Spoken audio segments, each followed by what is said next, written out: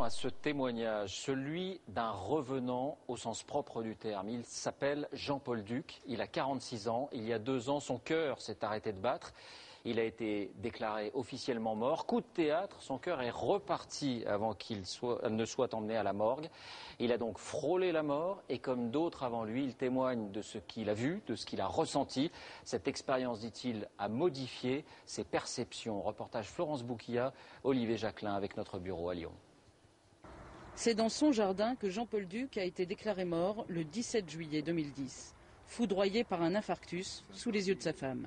Très vite, les secours arrivent. 1 heure durant, ils tentent de le sauver. À ce moment-là, affirme cet homme qui se dit plutôt cartésien, il s'est vu flotter au-dessus de son corps. J'ai vu mon corps recevoir des défibrillations, enfin j'ai vu mon corps être manipulé, saigner de la tête, j'ai vu ma tête taper contre le sol. Et est-ce que vous ressentiez une douleur? Absolument aucune. 0 douleur. 12 défibrillations, 41 mg d'adrénaline, 12 défibrillations de 4000 volts, 0 douleur. J'entends et je comprends. On comprend. Mais il y a cette force au-dessus de vous qui dégage et vous partez. Toute l'équipe des secouristes était autour de moi et le médecin chef du SAMU m'a regardé dans les yeux et avant même de dire quoi que ce soit, m'a fait un geste des mains en me disant « c'est fini ». Mais le malade a encore des sensations, il perçoit des mouvements autour de son corps.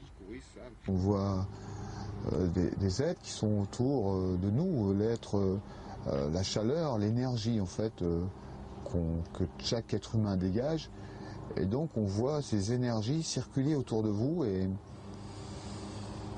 vous vous posez des questions et d'un seul coup il y a cette lumière.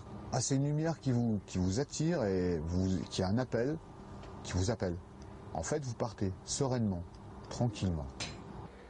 Brutalement, le cœur de cet homme de 46 ans a recommencé à battre. Cette expérience de mort imminente, il la raconte dans ce livre.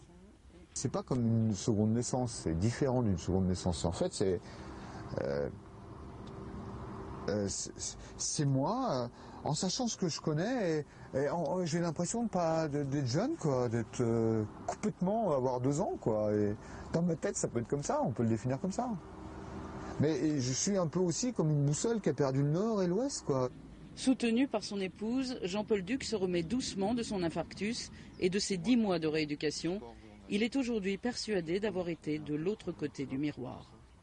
Alors, on va essayer d'en savoir un peu plus avec vous, Sébastien Vibert. Bonsoir. Bonsoir. D'abord, on a le sentiment d'entendre régulièrement des témoignages sur le sujet. Eh bien oui, David, on estime à peu près entre 6 et 20% les personnes qui, ayant survécu à un arrêt cardiaque, racontent cette histoire, la lumière, le corps qui se soulève. Alors, ce ne sont pas toujours des personnes qui mentent ou qui sont versées dans des élucubrations. Non, elles sont souvent de bonne foi et elles racontent toutes la même chose. Et qu'en disent les scientifiques? Est-ce qu'ils travaillent sur le sujet? Alors pas vraiment, ils sont un petit peu dépourvus pour une raison simple, c'est qu'il est difficile de faire des expériences, ça se refait pas en laboratoire. Quand ça arrive, la personne est en danger de mort, donc on a autre chose à faire que lui faire un IRM par exemple. Et puis on est obligé de se contenter d'hypothèses. Alors celle qui circule dans les milieux scientifiques, malgré tout, c'est un manque d'oxygène du cerveau qui fait qu'il enverrait des signaux un petit peu particuliers, toujours les mêmes. Mais ce n'est qu'une hypothèse. Aujourd'hui, la science est un peu dans le brouillard. Merci Sébastien pour ces précisions.